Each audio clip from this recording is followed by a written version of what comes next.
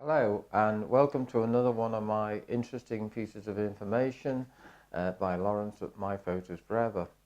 Um, you might know watching previous videos that I do, I usually pick subjects that are um, either interesting or have issues or things that are not quite right, and obviously today is no exception in the fact that we're going to talk about the GoPro sound. And obviously many of you know that the Hero 5 sound is not particularly good, and the only real way around it is to buy a GoPro audio interface.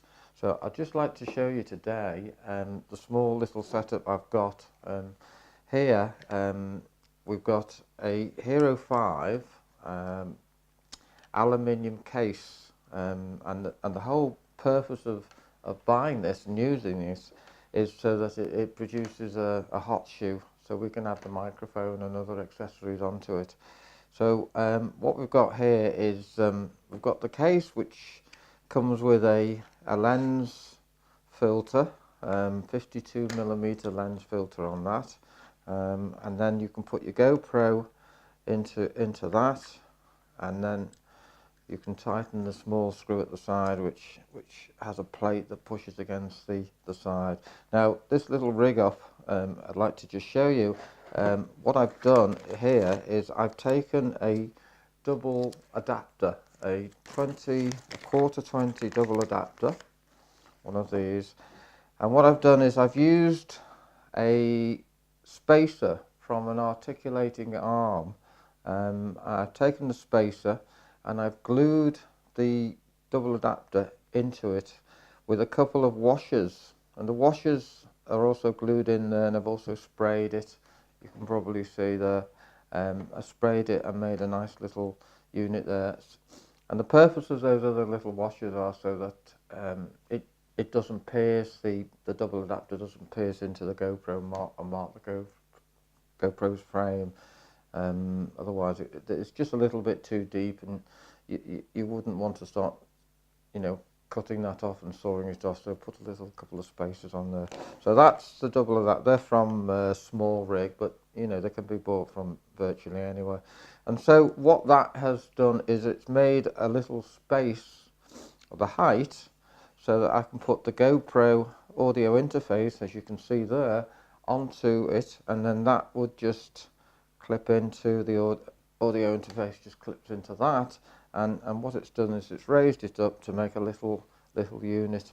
I'm using my Manfrotto PL410 plate here, as most of my system has the Manfrotto plate, and you can see here I've got it on my tripod on the fluid head. I've mounted it onto a Manfrotto fluid head plate, but I've mounted an accessory plate onto that so that this can be then clipped onto there, so that all my systems have this plate, so I can move, say, this from there to a monoplug, to another tripod, to anything else. So that's the system that I tend to use.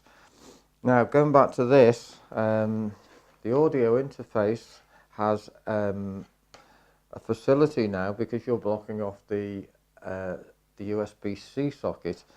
It then has on the interface another USB-C, so you can plug your charger in. So any normal charger. Now we know what the batteries are like on the GoPro. So again, here we've got this is a USB extension, and then you can plug that into the charger.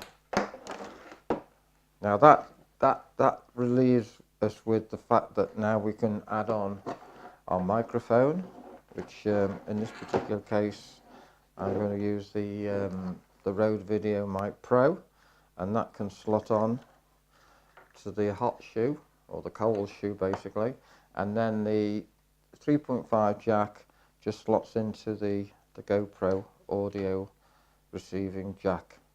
Okay, so now we've got ourselves a little mini rig, and I've looked at many of the systems online, and to be honest with you, I sort of picked up bits of information from various things, but I've come up with this because I think this is probably one of the neatest ideas you can have. You know, it saves having your interface wandering, or you know, elasticated up to it or sellotaped onto it or whatever. So it's nice and neat. This has been velcroed onto it there. Just adding to that, you can switch the GoPro on as well.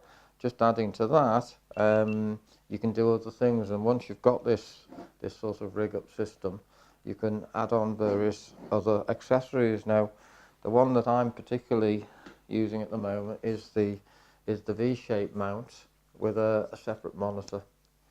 And the way I've set this up is I've put the V-shaped monitor with the shorter arm here on this left side, which means really that I've got to slide the accessories on this way. So although it will go onto it this way perfectly okay, and I can tighten that up there, the accessories have to be slid on from the forward onto the back, and the microphone can be mounted onto here. So you wanted it onto there, or you can mount it onto the middle section. You need to screw up the connector, and this is where I would prefer to do it. So I would slot the microphone into the center, and then we would have the monitor and the microphone and the GoPro. The monitor is HDMI, micro HDMI, and that slots into there. Now, the monitor that I'm using is a Viltrox DC50. A lot of people will probably have seen these on the internet. They're a copy of one of the Sony ones. The Sony ones being £350. This is under £100.